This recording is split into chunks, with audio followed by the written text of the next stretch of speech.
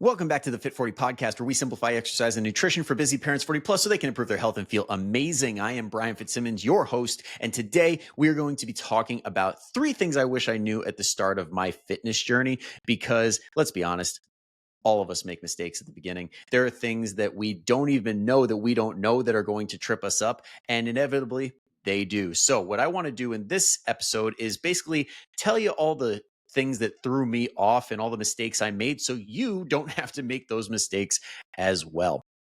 All right. So before we dive in, make sure you're following or subscribed wherever you're watching or listening so that way you don't miss another episode going forward. Now, let's talk about it. Okay, this shit takes time is number one. First and foremost, the top tip when it comes to the 3 things I messed up on is understanding that this shit takes time. Back in the day, I used to put hard deadlines on stuff saying, you know what, I'm going to do this 3 months or this 4 months, I'm going to lose 12 to 15 pounds, whatever, pound per week, which I got to say, props to me for not falling into the super speedy fat loss BS, because anybody who's trying to lose 3, 4, 5, 6, 10 pounds in a week are setting themselves up for failure. It's guaranteed to come back if you're trying to lose that fast. 1 pound per week is the gold standard. So always want to aim for that. But I used to think, hey, this is going to happen all the time. And to be fair, back in college, it would happen all the time, pretty much on point every single week or every single day. I would weigh in and my weight would be lower. Maybe have a little bump in like a pound, maybe not even a whole pound, maybe less than a pound, because back then my body loved just behaving how it should. And every single week I was losing about a pound per week. I would even keep a little like dry erase board in the bathroom and I would consistently see it go down, down, down. Now, as I've grown, as I've matured, as I've worked with other people, okay, it's very clear that when you do this, when you set these hard deadlines, it sets you up for potentially letting yourself down, because at the end of the day, we need to understand what the goal is. Now, back in those days, when I was doing, say, bodybuilding shows, for example, and I did have to get down to 5 to 6% body fat, yes, I needed to be very hardcore and understand, hey, I need to do this by this date because that's the date of the show. But if you're not doing a show, if you're not doing an event, and the whole goal is to get healthier and improve your life and your lifestyle, then you don't have to be that crazy about it, and you don't have to have these grand expectations, because you're pushing pedal to the metal for no good reason. The faster you go, the worse your chances of success are. So if there's no finish line where you're like, I need to do this by this date, then why are we rushing? Other than the fact that you may be impatient, which is a gigantic nail in the tire when it comes to seeing lifelong results. All right. So let's get rid of those deadlines. And also, let's accept the fact that losing weight, the longer the better. Okay. The longer it takes, the more you stretch that out, where you're losing a pound, maybe even losing half of a pound per week on average. It's not going to happen every single week, but when you average it out throughout the month, it should be about half a pound to a pound per week. Okay. So that would be like 2 to 4, 2 to 5 pounds per month. That is going to set you up for success, because your body can acclimate to that. You're not going to have such a gigantic response pushing against that from your body. You're going to be able to adjust and do things properly. And it's not going to feel like a gigantic stressor on your life doing it that way.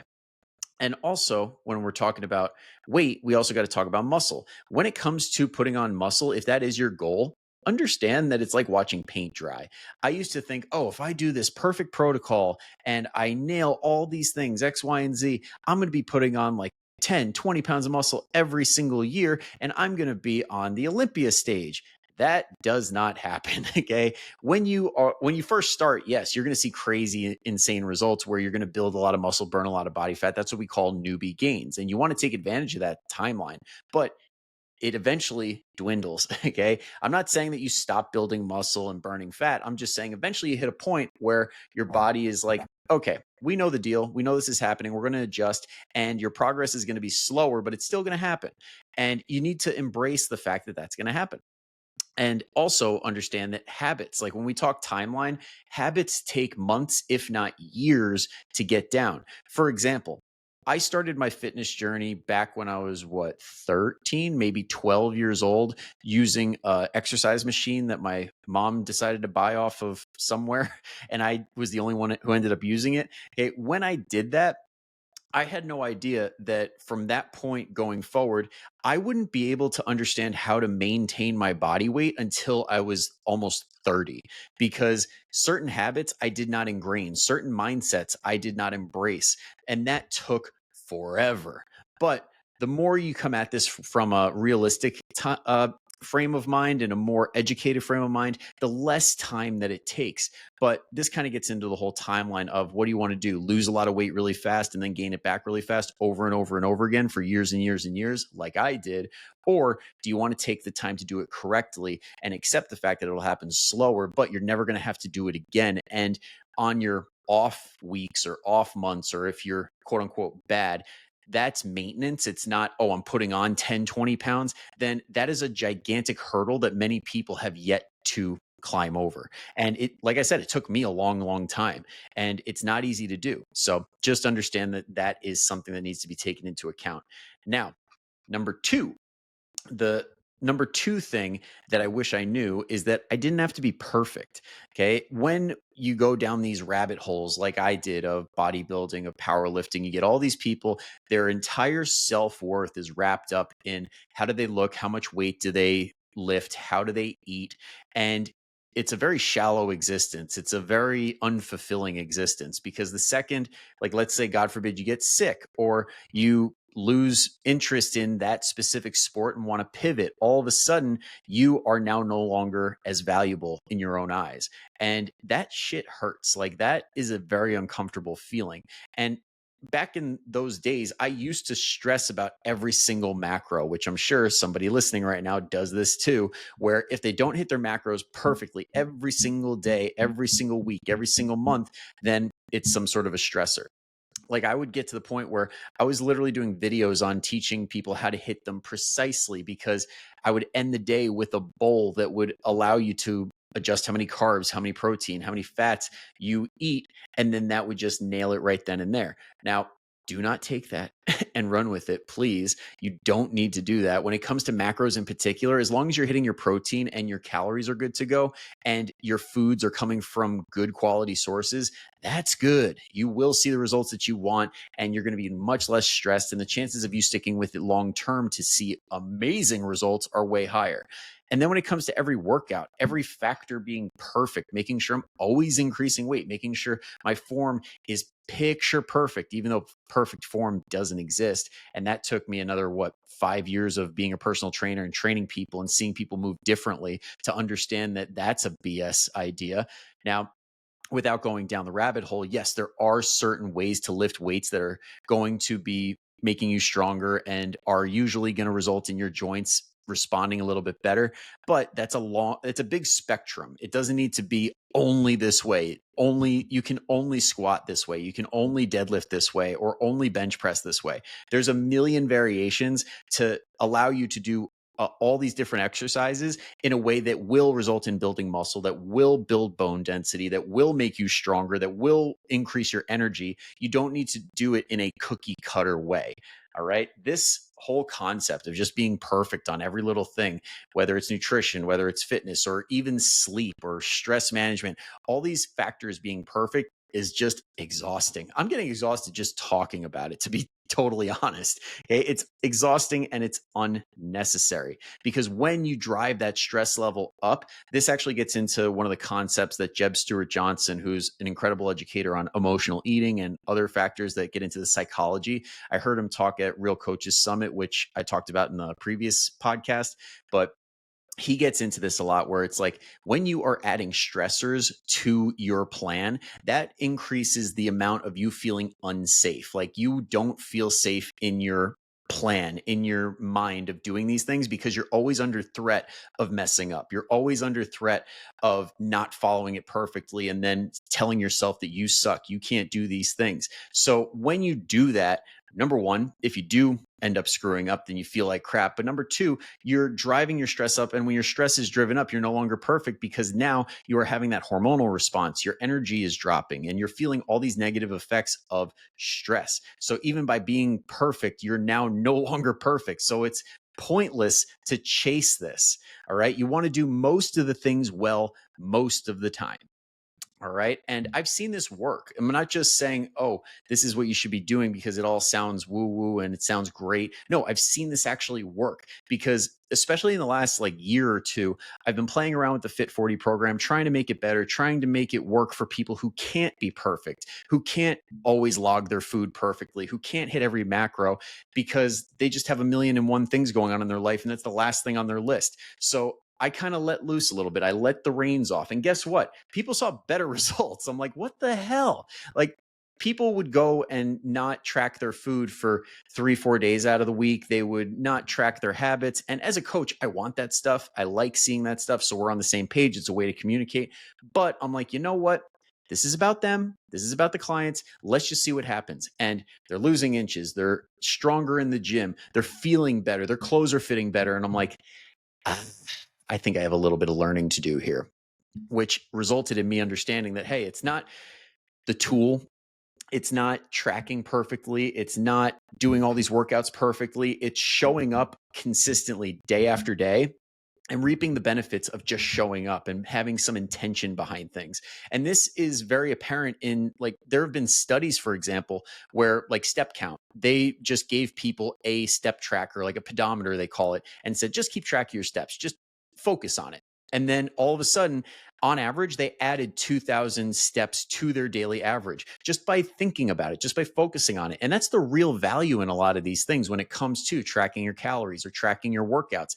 It's the intention behind it of, oh, I want to care about this and I want to do a little bit better each time. So when you track your calories, you say, hey, this thing is a crap load of calories. Maybe I'll just substitute this instead. And then doing that over and over and over again reduces your calories and maybe puts you in a calorie deficit. And then all of a sudden you're losing weight. But because of identifying that, not hyper focusing on the calories. Or when it comes to exercise, for example, it's okay, now I'm going to focus on these exercises and trying to do one more repetition or 5 more pounds instead of just doing what I always do, which is pick the same weight, do the same reps, and do the same exercises where I feel stuck. Whereas now I'm progressing. Okay. It's just about that intention and attention and intention behind it all that does the most of the work. All right. The other thing that comes with keep showing up is that when you do this, you can be a little bit more flexible. You can understand, hey, I could put my energies here when I can't put my energies there. So for example, you can keep working out when your nutrition isn't great. That's one great muscle building strategy. That's how I always justify it in my head. I'm like, hey, I caved and I had a pizza last night that put me way over my calories, but I'm still going to work out today because guess what? I got all this extra energy. I'm going to use it. I'm going to set a personal best in the gym. And when you have an excess amount of calories and you are exercising, that's actually prime conditions for building muscle. So it's like, hey, maybe not perfect for losing body fat, but great for building muscle. So you're always doing something productive, whatever you got going on. And then flip that and say, okay, let's double down on nutrition. If you do have something like an injury, for example, one of my clients, Valerie, comes to mind where she's had this like lingering wrist thing for pretty much the entire time we've been working together. It's just one of those things, mechanical issue, just probably born anatomy wise where she was predisposed to this. And it's just that always recurring thing. When she has issues with that or like another part of her body, like she's had some injuries throughout the years and just freak stuff, nothing crazy, but little nagging injuries, we double down on nutrition. We're like, okay, hey, that's fine. Like we'll let the PT handle that. But now let's focus on some protein. Let's get it more in your day. Let's focus on getting more fibrous foods, or let's focus on journaling when we feel a little bit stressed that we usually end up stress eating. And that stuff is a great way to focus your energies in the right direction so you're always somewhat productive. And then last but not least is when you keep showing up, you accept different seasons of life, which brings us to point number 3 of what I wish I knew is that flexibility is a superpower. All right. When it comes to different seasons of life, stuff changes. Like when it comes to like most people, the things that I see the most, the things that change that really throw a wrench in the plans are number one, kids. All right. Kids get in the way. As soon as they're born, everything changes. And that's to be expected. If you want to be a parent and you accept this responsibility, then guess what? Got to accept the fact that life's going to change. And it doesn't mean that we can't do the things we got to do. It just means we got to be flexible and figure out how to do it going forward. So when the kids have sports events, Did you plan your workouts around their schedule? Like, did you say, okay, they have practice for 3 out of these days. I'm going to work out for 4 of those days where I don't need to bring them to practice. Or when they have school events, like let's say you got to be a chaperone on a trip and you're like, okay, well, this day's shot. I'm probably not going to get my workout in. My nutritional choices probably aren't going to be ideal. But you know what I'm going to do when I'm on that trip with my son or my daughter? Then I'm going to say, you know what? We're going to find some protein somewhere, somehow. Okay. If they have some sort of a vegetable in there, oh my God, we just hit the lottery. All right. But we're not setting these grand expectations or packing our food on our kids' trips if we don't have some sort of competition coming up. Okay. And another thing is work. Okay. When it comes to work, some of us have busy seasons. Accountants come to mind first because I've got friends and I've had clients that are accountants. And as soon as that time hits pre-tax season, you're just like, all right, well, it's about to change. Okay. You're going to be locked into a computer for hours and hours and hours. And we got to figure out, hey, can we throw a walking pad under your desk so you can walk while you do some of this work and get some steps in? And maybe that's your exercise for a little bit. If it is, then that's how it's got to be, but it's better than doing nothing at all. Or can you like bank a few hours where you say, you know what, I'm going to put an extra hour in Monday through Friday. And then on the weekends, I have an hour on Saturday and an hour on Sunday where I can do a workout. So I'm getting at least 2 workouts in and I'm able to maintain, maybe even make a little bit of progress on that as I go forward.